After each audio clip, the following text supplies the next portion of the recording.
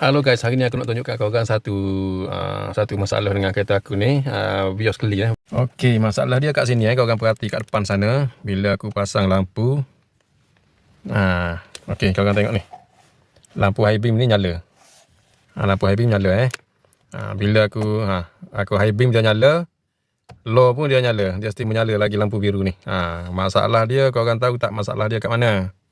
Okey, mari aku tunjukkan. Okey, masalah dia dekat sini. Masalah dia dekat sini, korang tengok ni. Dia dah reput sini. So nak cabut pun tak boleh lah. Dia dah terbakar dah.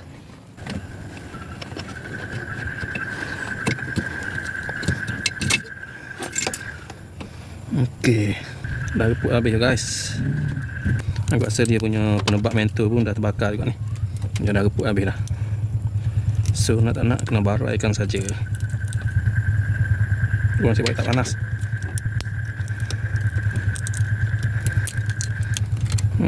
Okey, barai. Itu punca dia. Penebak mentor dia ni tak terbakar lagi. Kalau dia dah terbakar sini ni, kita tengok dah reput dah goyang dah. Maknanya dia dah touch antara lampu tinggi, lampu rendah dengan neutral. Okey,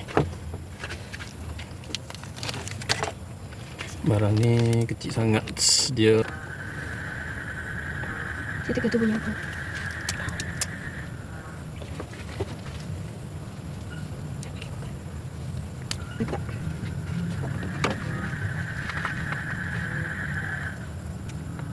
Kita kena kata bunyi. Bunyi kita bunyi. Memang aku tak pasang dia kecil komplit. Merah hitam. Hitam. Merah.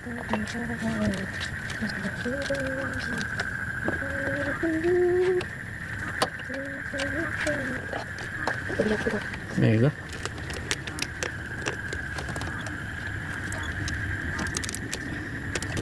Okey, ini letak lah. Dia banyak halus. Okey, kita tengok dulu. Lepas tu ini kita terpaksa pakai. Ini kita pakai benda ni sebabnya sebelumnya.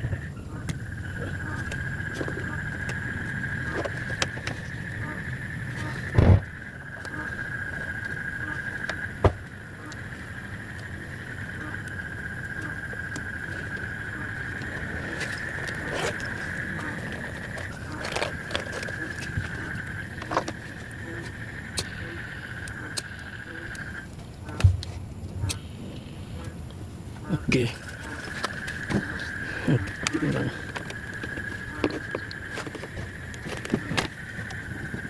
Merah.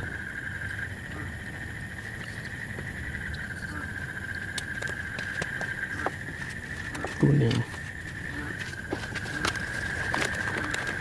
Berapa simpan tadi? Berapa simpan itu? Dah tu. Dah tu kalau. Ada kat bawah tu.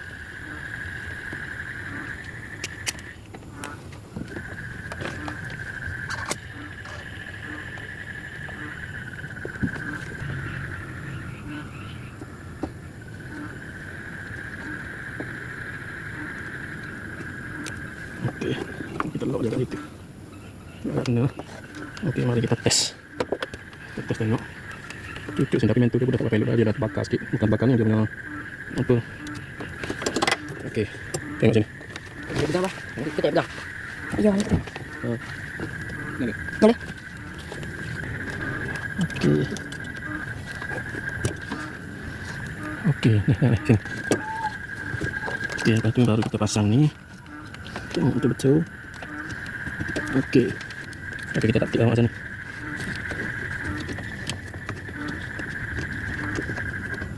Kita pakai gitu lah. Okey, dah. Dah masuk. Okey, kita pasang lampu. Kita pasang lampu tinggi. Sekarang mari kita tengok. Okey. Tinggi indah.